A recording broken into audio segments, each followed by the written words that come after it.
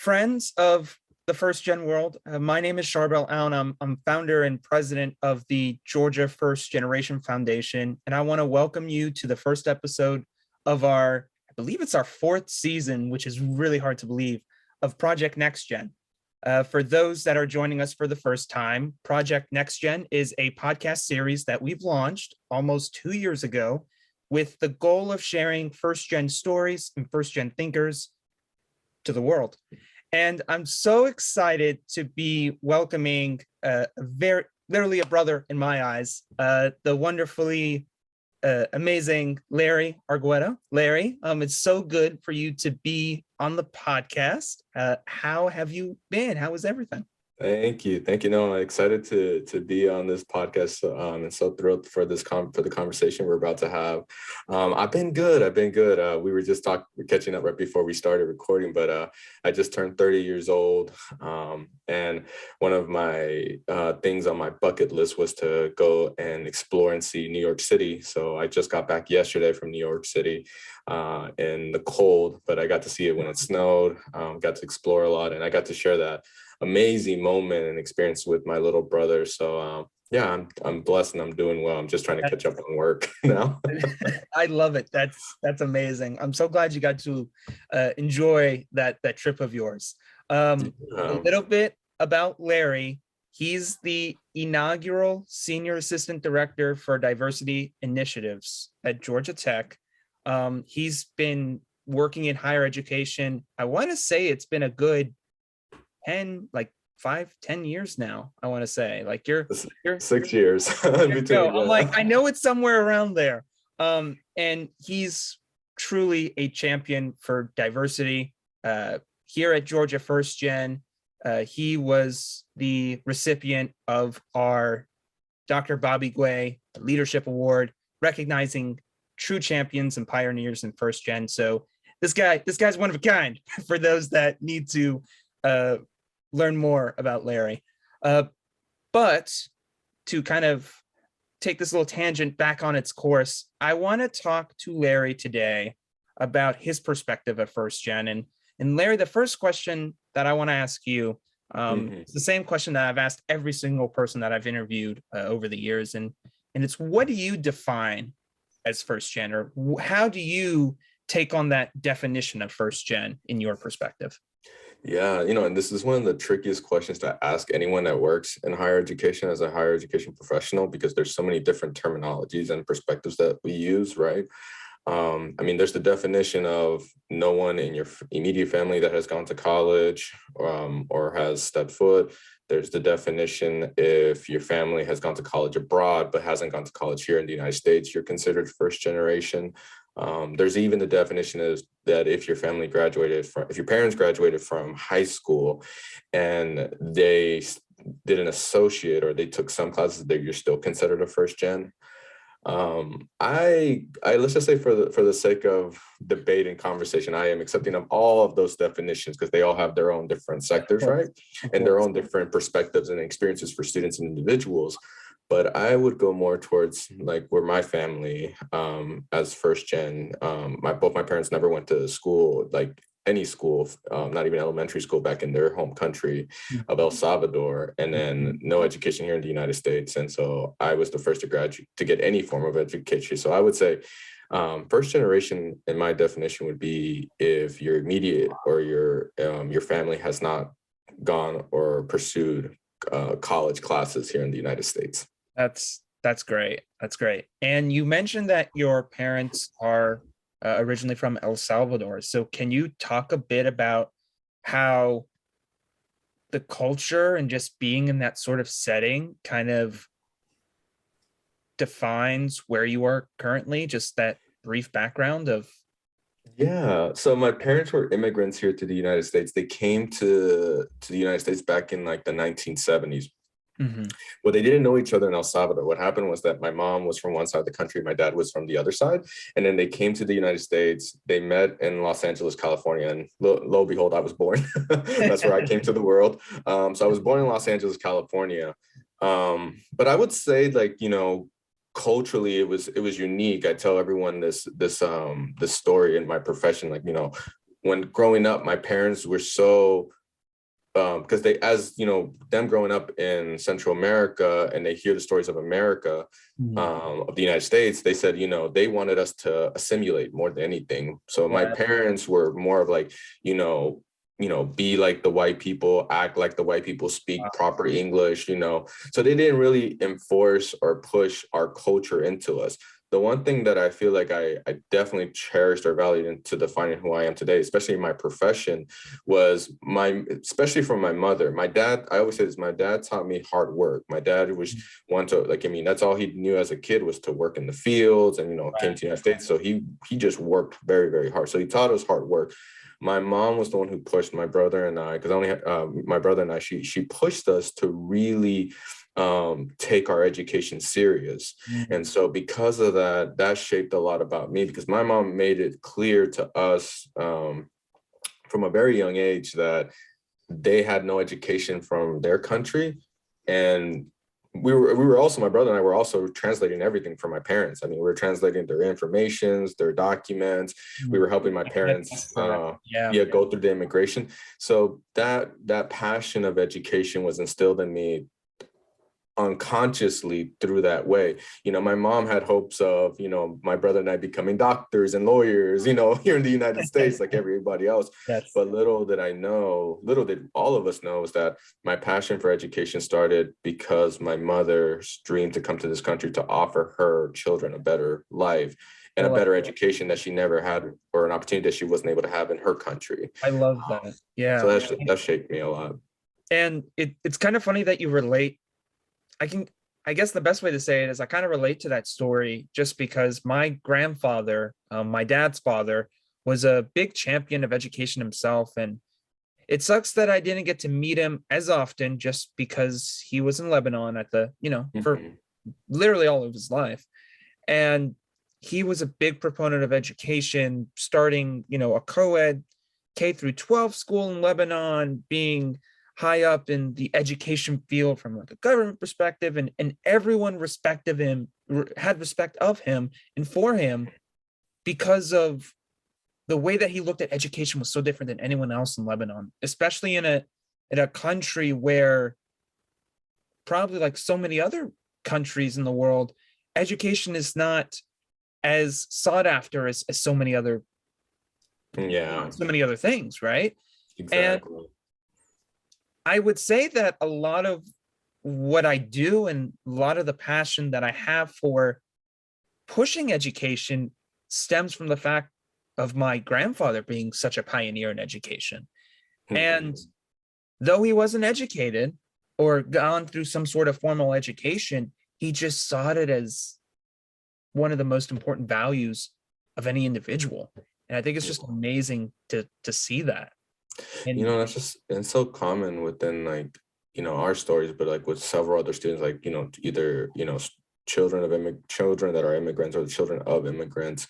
It's fascinating. It's just, it's inspiring to hear that we all have that common trait, right? Where like, you come to the United States for the opportunity for a better education, the opportunity for something that, the opportunity to have that education that was not afforded to some families back at home, right? Exactly. And then that unconsciously pushes us to really value this. Even I know other people that are not even in education, right? And like they're in different sectors, but they pride themselves in the fact that they got that education because it meant that much because of having the immigrant story or background. Absolutely. Absolutely. And do you think that your role as sort of the mediator for the family, when it came to all that, government documentation, translations, immigration form, whatever the case may be, do you think that was sort of a stepping stone to school or to be good at school? Or do you think there were some other forces that kind of led you down that path? I think a lot of it was my realities was that I grew up very low income and I lived in pretty sketched out areas. And so I realized that like, if I stayed in school, I'd be safe, right? Because my parents were working all the time. So like, it wasn't like, we were going off to Disney World or doing family vacations as much. Like, it was more like school was also pushed to me was pushed. I approached school as a way, like as a safe haven, because it was my sanctuary, because like my realities outside of school were really tough. I was seeing a lot of things that some kids should never see. Right. And because of that, that's what pushed me. And then my parents, helping them with the immigration, being that middle person that, would have to translate, read the documents, fill things out, do basic math calculations, right, to pay rent and whatnot, to help balance checkbooks for my parents growing up. I mean, that all gave me more of what I would like to say, more like the reality, like just that common knowledge, like basic living knowledge, right? Like how to survive, right? Like, by understanding how to balance a checkbook early, I had that already growing up. By understanding the legal system, I was already familiar with lawyers and legal terms. Right. And so I guess like it matured me in a way, because I think, we have this experience, like, when your parents don't speak English, like you also become their advocate. Yes. Right. So you also don't want to see people take advantage of your parents because your parents don't speak English. Absolutely. So I think being the middle person has taught me to stand up for myself. It's really shown me more of my character, but the environment growing up around me, the realities of what I saw as a kid and being aware of it, that's what pushed me to stay in school and keep pushing with my education. And I love this sort of concept of the environment pushing you to be in this character. Coming from a Middle Eastern family, the environment's so different, because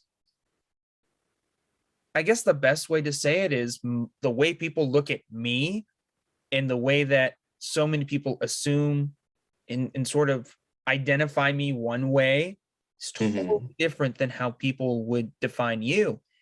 And the best example would be working in the pharmacy. As a pharmacy intern, I'm masked up and I'm ready to help out these patients. And people will kind of assume, just because I'm all covered up, that I would appear to be in one sort of cultural group or norm or whatever the case may be.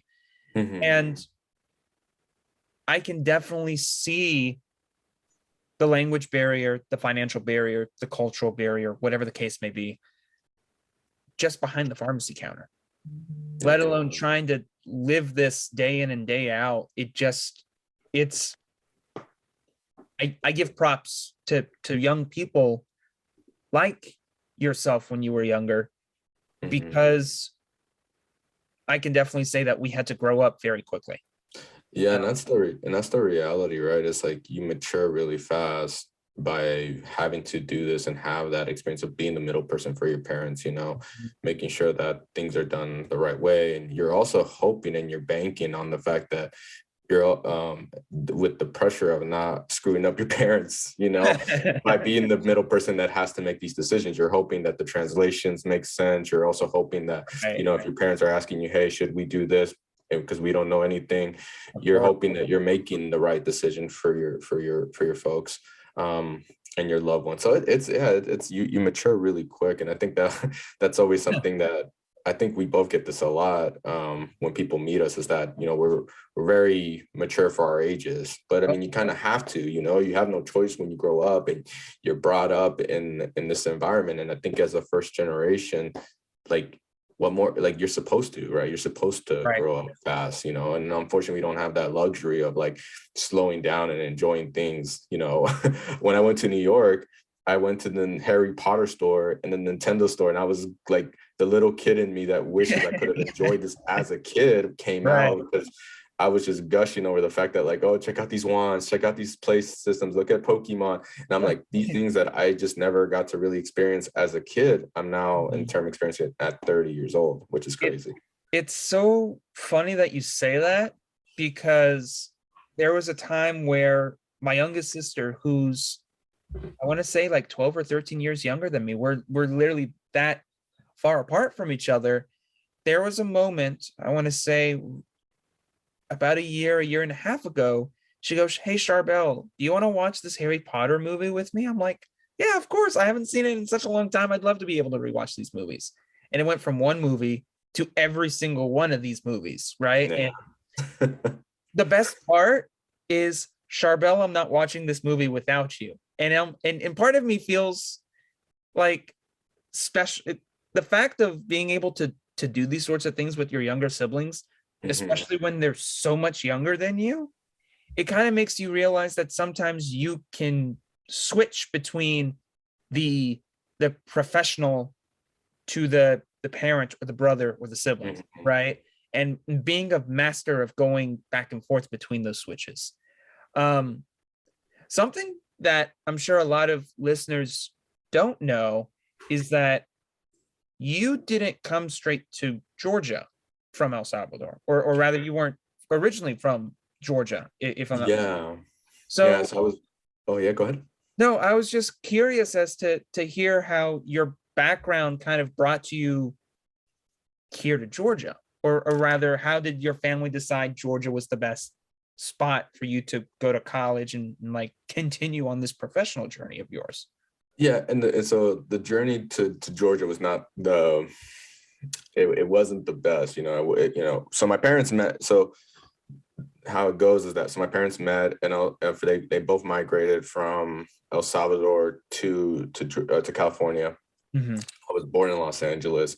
I was born during the '92 riots. Oh wow. That was going on, and so we were living in LA, and so we were living in this really area that got affected by the riots. We were also in an environment where it was really tough for my parents.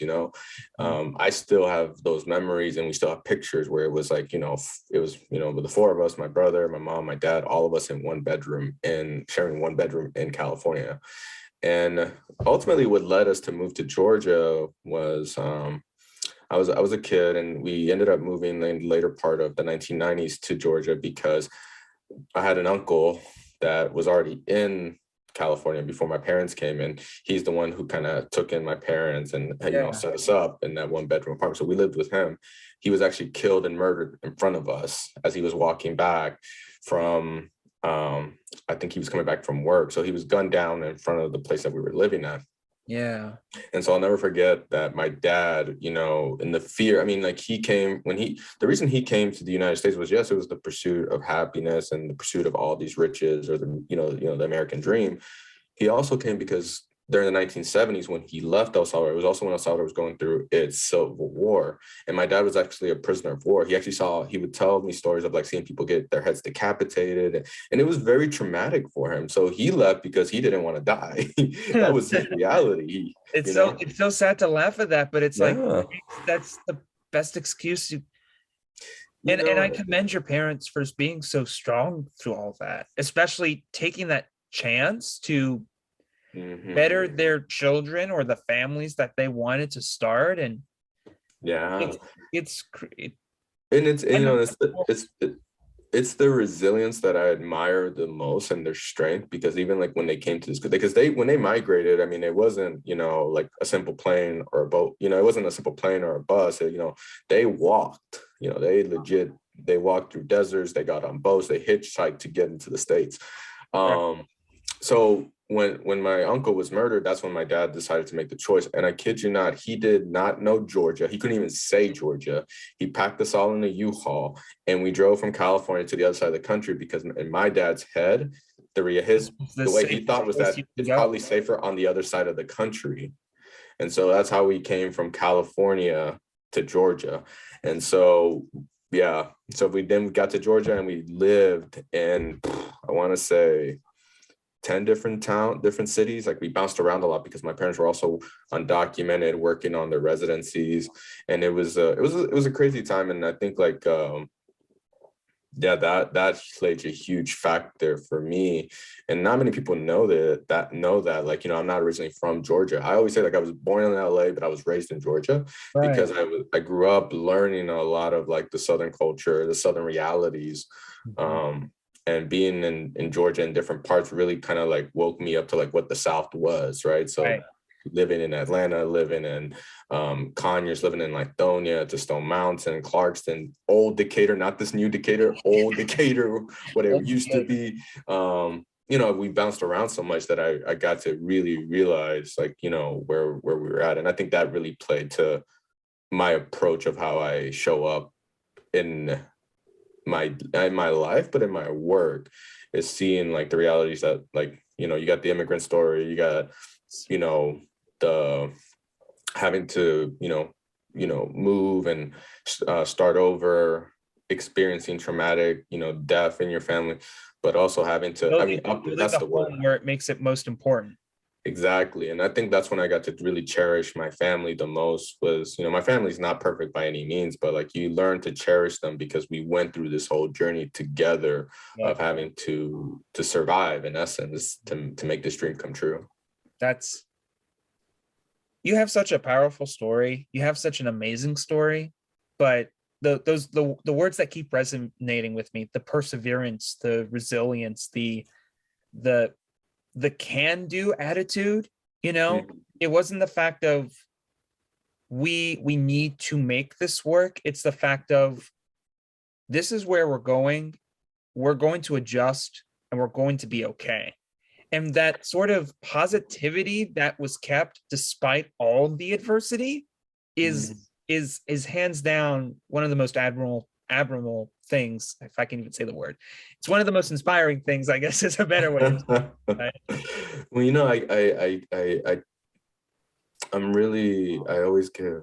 I'm so grateful for my parents for what they, how hard they worked. And, I tell this to everybody still, my father to this day cannot write his name, not in English and or Spanish. He has no formal education. Right. And this man made it happen. I can't imagine experiencing people get their heads up, being a prisoner of war, coming to this unknown country by yourself, then, now raising a family, seeing your brother get shot and killed, then you get in a U-Haul, you go to the other side of the country, not knowing what it looked like and not having someone to say, hey, like, we'll help you get started. And then from there, growing up in the South and, and having to figure it all out, my dad still can't do basic math. My dad still can't write his name. Like whenever we have to go to this day and we have to go fill out documents, my brother and I, we're still the ones that have to sign off his name. And so it's just amazing to see how far my parents made it with such limited resources, limited education, and the perseverance is phenomenal. And, I had my birthday dinner with them. And, one of the things that I always like to reflect a lot was that as I'm sitting there eating dinner, we're having steak, and I'm just in mind blown how we really, really came up, right? Like we came from practically nothing in a 1-bedroom apartment to now, here at 30 years old, my brother, me, my wife, my mom and dad enjoying a nice steak dinner with the grandkids. Yeah. And the realities is that like my grandkid, like their grandkids, my children are going to really reap the fruits of what my parents came to this country to really do. Yeah. Right. So that's pretty cool. Man, it's so weird how I get to brag about Larry all the time, but the fact that he gets to show it off in this episode is I love you to death, bro. I always love hearing your story. And now the fact that this story, I really hope gets to touch people, and hopefully people can connect to the story, because so many people just like you had their own unique experiences that they had to traverse. And one thing I know that's kept you so, I guess the word of the day, so inspiring and keeping people inspired, is the fact that you look at everything in such a reflective point of view, right? And I have to, I think one of the things that we don't talk about this a lot, like especially with first generation, like, just individuals, it's hard being the first in your family to be a trailblazer. As much as I like to be as optimistic and positive as I can be, right, the realities is that there's just so much that takes a toll on the mental health of an individual trying to be a trailblazer. And I'm not one without faults either, or my own experiences. I struggled, and you know this as well. We talk about this.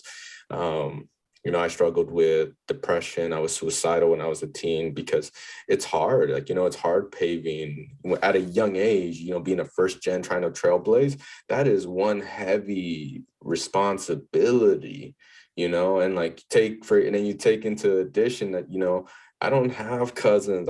I don't have uncles and aunts. I didn't have anyway. It was just, all I had was my brother and my mom and my dad, and my mom and dad's message to us was try your best and don't screw up because we're counting on y'all. Yeah. And my brother and I over here trying to, and my older brother struggled in so many ways because like, he was a high school dropout, but then he ended up going and finishing school, and we, and I had to help him, and me being younger, that was a tough reality. And so, yeah, I mean, like, it's always inspiring, but I've learned to become more reflective because the journey to here was not easy. And if I don't reflect, it's hard to, like, for me, it helps me stay humble, right? It helps me to always be in the perspective of, like, especially being in a profession that I work with first generation students a lot, now at Georgia Tech. It helps me to always remind myself, okay, like, what are our students going through, and always keeping myself in check when either we're trying to do a program, we're trying to do an email list or some type of marketing campaign. What is it that the student is going through, right? And just because we have to brag about Leri some more in the most subtle of ways possible, right? Or your journey to where you are currently in your role at Georgia Tech is also as unique as the story that pushed you into higher education in the first place. So I guess another question that I'd love for you to answer, kind of, what was the domino effect that took you from supporting the family to now I'm going to pursue college to now I'm going to go into a higher education role? Kind of like walk us through what you were thinking of when applying to college, and in sort of this overall idea of, now this is what I want to do for the rest of my life. Yeah, and so it's interesting to say the least, because I had no dreams, and it's interesting because now I work in higher ed. I had no plans to actually apply to college. I was on the road to, I was going to graduate high school, and I wanted to go work. I actually wanted to go into construction. I wanted to go into any field that would help provide, because, like, again, my reality is that I saw two parents working really hard. We were just barely making it, and in my head it was like, college to me, when all my friends were like looking at college, it was like, that was selfish of me to even think. I didn't even think about it or even cross my mind, because like I thought that would have been selfish, because I need to graduate high school because that was the right thing to do, right, and then get a job so I can help financially support my family. That was initially what I wanted to do. And I'll never forget that I had this awe-inspiring teacher who I'm still close to this day. His name's Mr. Anglin. He was at Rockdale County High School and Rockdale Career Academy. And he was my history teacher. And he's the one that really pushed me to really consider college. I ended up applying to a few schools. And I didn't, to be honest with you, like to how I got to where I'm at now, I was surprised when I got accepted to a few colleges. I was very shocked. I toured some colleges. I applied to some big D1 schools, some large campuses, and I also applied to small regional colleges. And I ended up going to West Georgia because the first two big schools that I interviewed, that I got accepted, I toured them and I got lost. And I got scared. And I was like, again, first gen, I didn't know what I didn't do college campuses or college visits. And then when I was doing college visits, I was doing it by myself. Yeah. Excuse me. I wasn't doing with my parents, Right. And so I ended up I ended up deciding on University of West Georgia because it was small and it felt like home for me. And so for me, that was the biggest push. And then I decided to pursue, when I was in college, I actually majored in international economic affairs because I really wanted to be a U.S. ambassador for Central America, for El Salvador. I wanted to go back and help reform and bring education back to my parents' country, because I saw my two parents who had no education in their country. And I was like, I want to be able to go back and make a living and try to help them. So that's how I started the spark, right? And then I ended up taking a sociology class. That changed my life because I had a professor who pretty much kind of break my life down. I think she was really interested in my life and used me as a guinea pig anytime she could. And she said that, like, you're here because your passion, your education got you here. You know, she's like, it's one of the biggest factors. And if you continue, and she always told me, if you graduate, you're going to break your cycle of poverty. And that was reassuring to me because I took the leap of faith of pursuing college, knowing that I could have been working construction and bringing money back to my parents, because I felt guilty every year of college leading up to that class. I felt guilty because I knew I could have been back at home working, supporting my family, and I was pursuing college. And my parents thought I was just partying. Little did they know I was really trying hard. And yeah, so the passion grew there, and then life changed. I graduated. I was also a part of Latino fraternity there, and we did a lot of community service and outreach, helping tutoring first generation students within the community of the University of West Georgia. And then I worked as a student assistant in the Office of Undergraduate Admissions, and there's where I started realizing, okay, like this is the access point for students to get into college. And so when I graduated, I worked for an education charter school. It was a huge international multi-billion-dollar charter school. And so I realized that I was working with very rich students. So this wasn't for me. So I switched gears. I worked for a nonprofit called Beyond 12, where I assisted first generation underrepresented students, helping students get into college, navigate through college through a virtual one-on-one peer mentoring program, virtual mentor program. Did that for 4 years. It was amazing. And that's when I decided to make the leap from nonprofit to higher education, because I started realizing as I was working with students that, you know, being on the sidelines as a nonprofit, working with college students, you start seeing the pitfalls, right? And not every unit, no university is perfect, right? Absolutely. But universities should be serving students in a way that should be helping them. And so I remember I was having lunch with one of our leadership. So our nonprofit was based in San Francisco and in Oakland, California, and here in Atlanta. I was in Oakland and I was having coffee with one of our leadership there. And I just kept raving, kept just talking about, like, I was just like, I can't get over my head, like how like are these students, like our students are just going through this and they're experiencing this. And as a first gen, and he told me, and I'll never forget that after I finished like ranting, he said, don't complain about what's going on in the system if you're not willing to get into it. Yeah. And so that's when because initially I was going to stay in nonprofit for my career. And that's when I made the leap to higher education, you know, working from the sidelines of higher ed, now being in higher ed, and now going on 4 years in higher education. Started at the University of North Georgia, and also an inaugural role as well as the inaugural assistant director for diversity initiatives. And then I became the associate director for diversity recruitment. And now it brought me here to Georgia Tech for another inaugural role in diversity. But I've learned to, you know, in the space of higher education, to carry the voices and the stories of our students with me, and to always remind people that are in these spaces, right? Because sometimes, and I you know, I think it comes off like, you know, a lot of us that work in higher education, we're not from privilege, you know.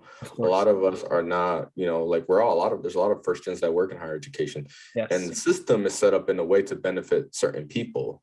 Mm-hmm. And so because of that, you know, it requires people like myself, like other colleagues that I wish I could name drop them here, but I don't have their permission. But I have so many colleagues that work in the space that we made the decision to enter a field where, you know, the pay is not as, you know, compared to, you know, the private sector, you know, we don't get paid as much, but we're in this because we believe that, you know, we believe in our presence and our stake in higher education.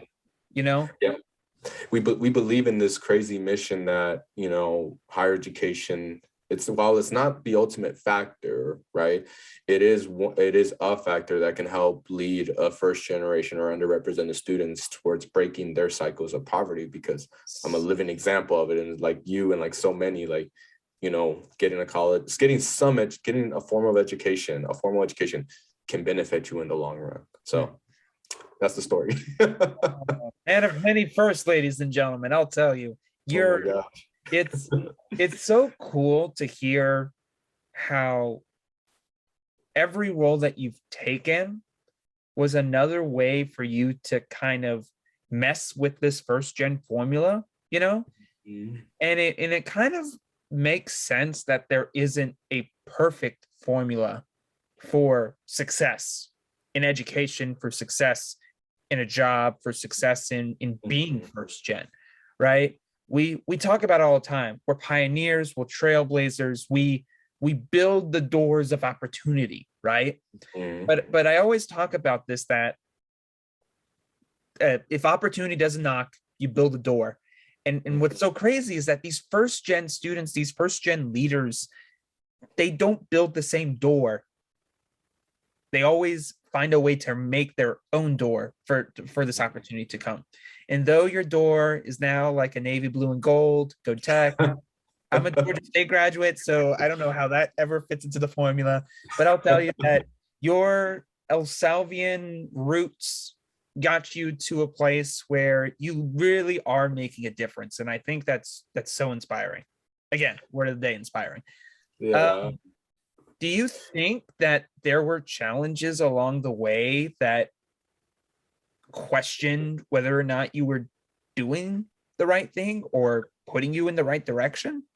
Yeah. It's crazy. I was actually having this conversation with, and just to distinguish for all the listeners out there, I know I say little brother. He's actually my best friend, Kevin. That's my best friend, but we're just so close. I call him my little brother. But my biological brother, he's older. So just FYI, if I say little brother, I mean my best friend. If I say my older brother, that's my biological brother. Just want to make that clear. Thank you for the footnote. I think that was well needed in some scenarios. I know, right? Now towards the other end, like now that we're on this side. People are actually questioning your family heritage right now because it's like, wait, I thought Larry only had one brother. Why are there two brothers in this scenario? Oh, goodness.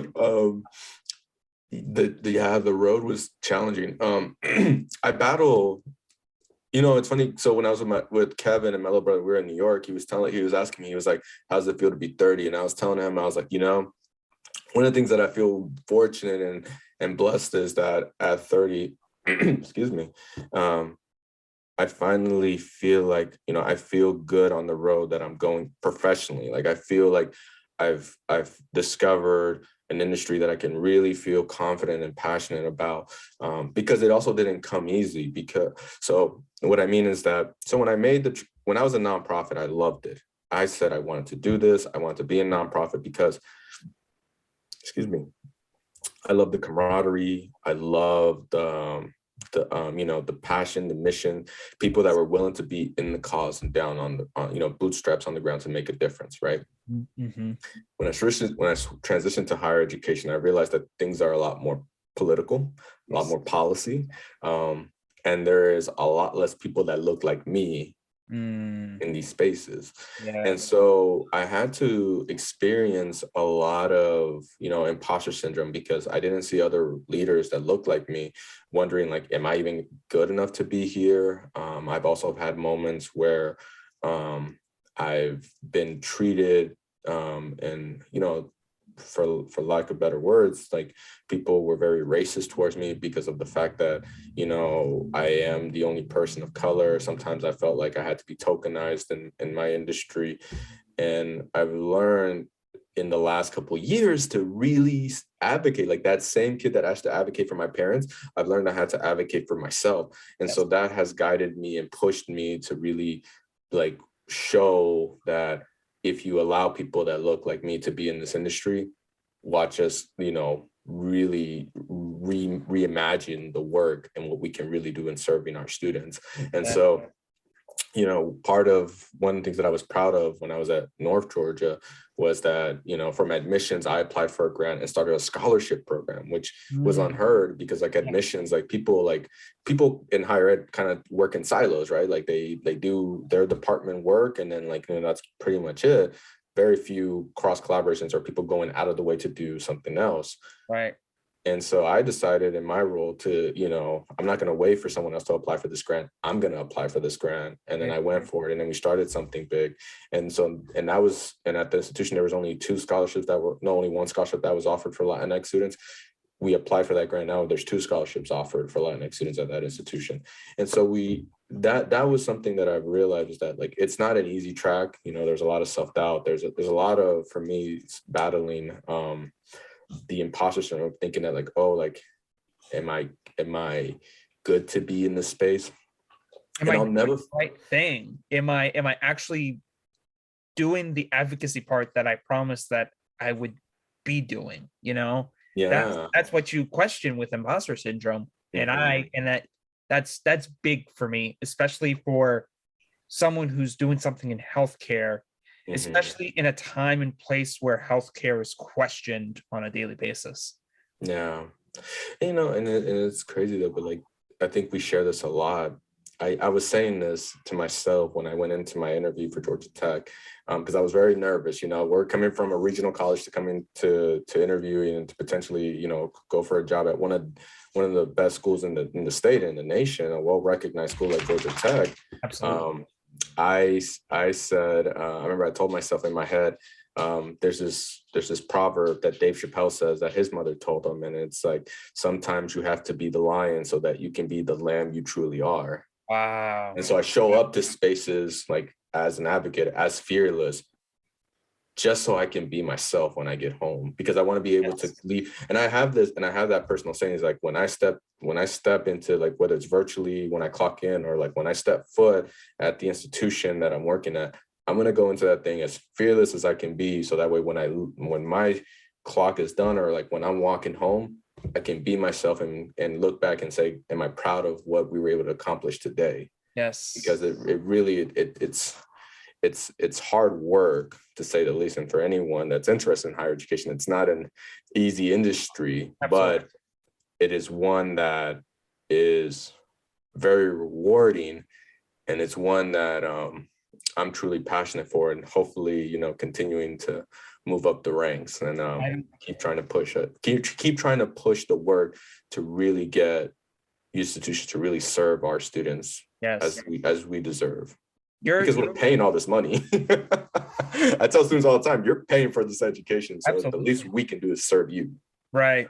I love that.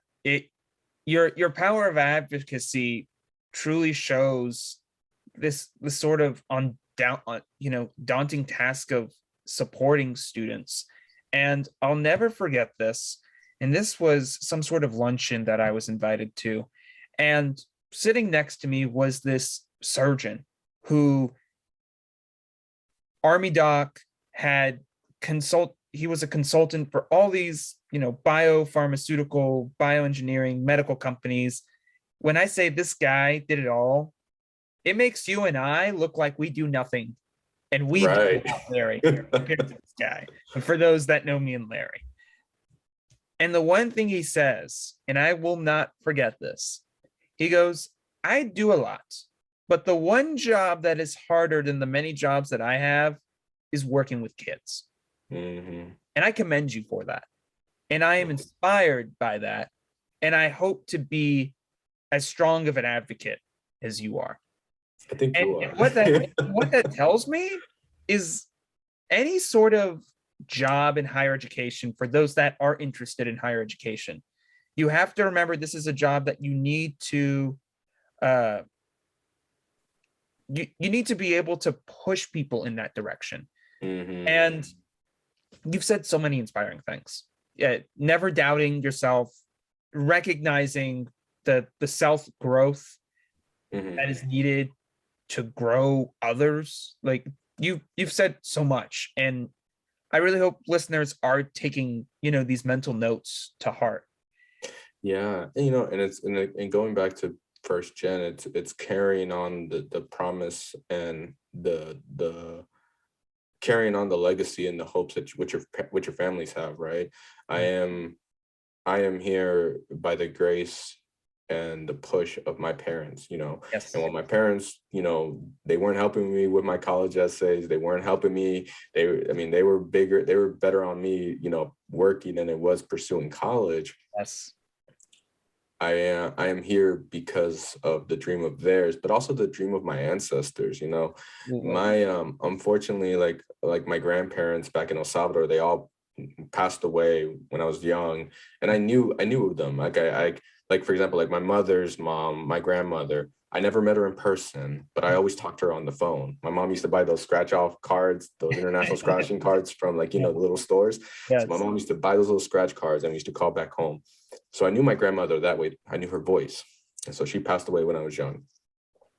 my grandfather passed away right when I graduated college and I was getting into my career. He passed away, and which really, it affected me in so many ways. But like now, you're carrying the torch of your ancestors, because, my grandfather, and my grandmother and all my family that's back in El Salvador, they have little to nothing, right?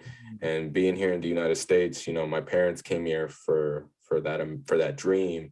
And it's not the American dream, it's the dream of our ancestors. And that's to continue pushing the narrative forward to help advancing our families.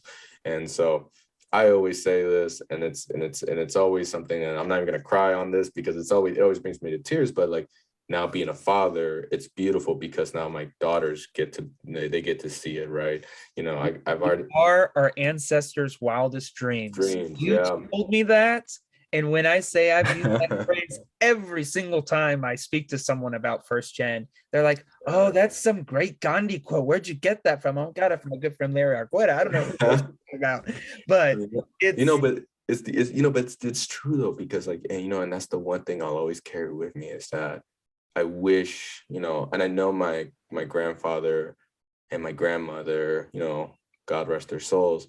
I know, not that I hope, I know that they're looking down from heaven proud, knowing that like, their grandson who, they couldn't offer me anything. They couldn't offer me money because they were dirt poor. They couldn't help me with, telling me, they just kept telling me on the phone to keep doing your best and keep trying.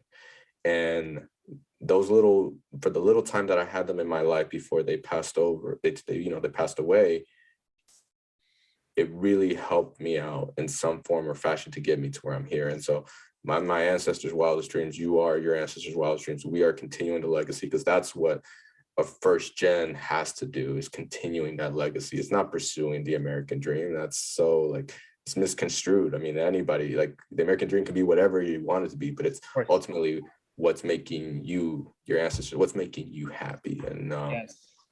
I feel happy in what I do. Man, if you could see the goosebumps on my arm right now, I'll tell you what. Leri, I want to keep this conversation going, but some rules dictate that we can't keep these things too long because then people get distracted. So I want to ask one final question, and yes. I really hope we can sort of sum it up with this final question. For our first gen listeners, for those trying to pursue college, for those that are in college looking for the guidance that they need, what's that final thought you want to give to our pioneers out there that, just like us, want to become their ancestors' wildest dreams? My final thought is, and this is now the professional hat coming on, right? It's just, don't be afraid to ask for help, swallow your pride and ask for help. And, don't just assume because, it's a college counselor or a college admissions officer or your own counselor or even your own teacher that they don't recognize or know your story, right? Yeah. I was fortunate that, my history teacher, who also, he identified with me, and he was very empathetic and wanted to support me. But had he not pushed himself, who knows where I would have been, right? Where I would have, yeah. where I would be today.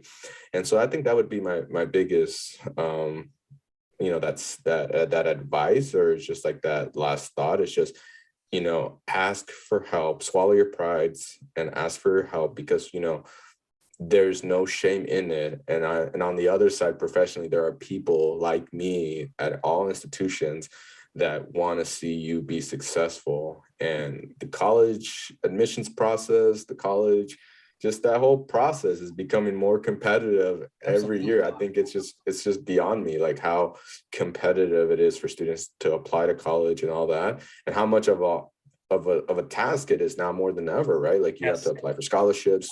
College is way more expensive now than what it used to be. And there's no shame in asking for help. So ask for help and just know that there's people on this side that really want to see you be successful. I make it my personal mission that if there's any kid that needs help and they personally reach out, I will help them, right? And I've done that several times, whether it's like kids coming to my office or kids emailing me, and then I'm going and I'm driving and spending my afternoon at their house and with their families, helping them trying to do an application while they're having dinner. Like, there's people here that want to help y'all out. So that would be my last take.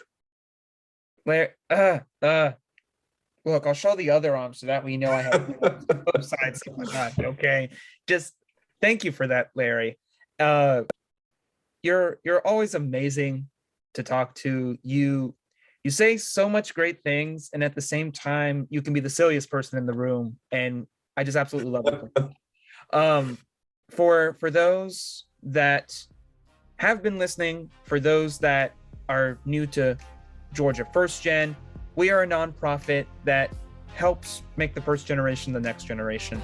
And if you want to continue listening to some of our previous episodes, if you want to join the cause, join the team, join what I like to call the First Gen movement, you can find us all over social media at Georgia First Gen. You can go onto our website, georgiafirstgen.org, or just continue listening to podcasts wherever you're listening, because I promise you, where there's a podcast, you'll find Project NextGen.